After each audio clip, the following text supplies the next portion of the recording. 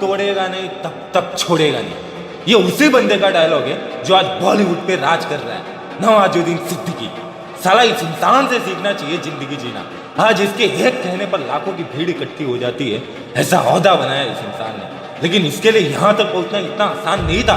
12 साल की कड़ी मेहनत रही है इसकी। साला हम तो 2 महीने में निपट लेते हैं। कहते हैं ना, जिंदगी जब थप्पड़ मारना शुरू करती है ना तो अच्छे अच्छे मैदान छोड़कर भाग जाते हैं। लेकिन ये बंदा किसी और ही मिट्टी का बना हुआ था, जो 12 साल तक लगातार अपनी जिंदगी के थप्पड़ों को सहता रहा और एक कठोर हीरा बन गया, जिसकी चमक आज सबको दिखाई दे रही है। भाई 12 साल में नवाज भाई ने कैसे स्ट्रगल किया और कैसे बने इतने बड़े स्टार, सब कुछ यहाँ पता चलेगा। और अगर इस वीडियो ने तेरे अंदर जुनून जगा दिया ना तो चैनल सब्सक्राइब कर देना। So let's start the video.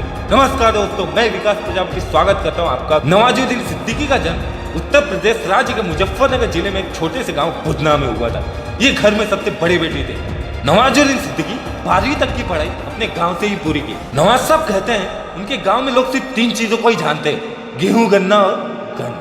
उन्होंने हरिद्वार से साइंस ग्रेजुएट की डिग्री लेने के बाद गुजरात के बड़ौदा शहर में एज द केमिस्ट काम किया, लेकिन उन्हें वहां मजा ही नहीं आ रहा था। वो बंदा जिंदगी काटना नहीं, जीना चाहता था। उन्होंने एक दिन नाटक देखा और वहां से उन्हें लगा कि ये काम मेरे लिए बेस्ट रहेगा, और नौकरी छोड़ के दिल्ली आ गए और नेशनल स्कूल ऑफ ड्रामा में एडमिशन ले लिया।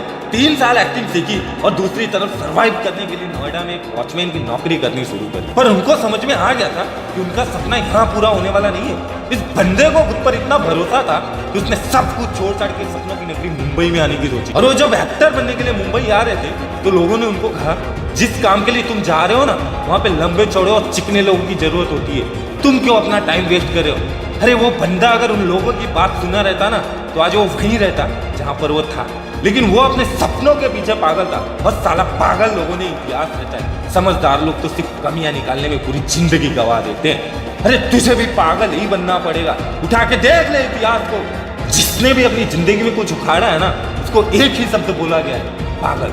खैर, फाइनली नवाज भाई मुंबई पहुंच गए। मुंबई पहुंच कर उन्होंने ऑडिशन देना चालू किया। जब वो ऑडिशन देने जाते थे तब उन्हें एक ही बात सुनने मिलता था कि पहले हुलिया देख अपना, और ऐसा बोलकर उन्हें रिजेक्ट कर दिया जाता था। वो ऑडिशन देते गए और रिजेक्ट होते गए। हर एक वक्त ऐसा भी आया जो पैसे को लेकर आए थे ना, अब खत्म होने लगे थे। अब उनके पास रूम रेंट देने के लिए भी पैसे नहीं थे। अरे वो बंदा रहने के लिए खाना तक बनाने तक का काम किया। कुछ दिन वहां पर रुके, फिर उन्हें भी वहां से निकाल दिया गया। कभी कभी उन्हें भूखा भी सोना पड़ता था। ये वो दौर था जब नवाजुद्दीन सिद्दीकी के पास कुछ भी नहीं था, बस आंखों में एक सपना जिसे टैलेंट के दम पर पूरा करना था। लेकिन अपने टैलेंट को दुनिया के सामने दिखाने का मौका उनको अभी मिल ही नहीं रहा था। हालांकि कुछ फिल्मों में उन्हें छोटे मोटे किरदार दिए गए थे, ऐसे ही कई मूवी में उन्हें छोटे मोटे रोल मिलते गए, लेकिन एक स्टार बनने का सपना बहुत दूर दिखाई दे रहा था। और फिर वो दिन आया जिसका उनको बेसब्री से इंतजार था। 2012 में उन्हें मिली अनुराग कश्यप की फिल्म गैंग्स ऑफ वासेपुर, और इस फिल्म से नवाजुद्दीन सिद्दीकी ने अपने 12 साल के एक्सपीरियंस को निचोड़ दिया। जब लोगों ने इस मूवी को देखा तो उनके जुबान पर सिर्फ एक ही सवाल था, यार ये बंदा कौन है, कहां से आया है। उसके बाद उन्होंने पीछे मुड़ के कभी नहीं देखा।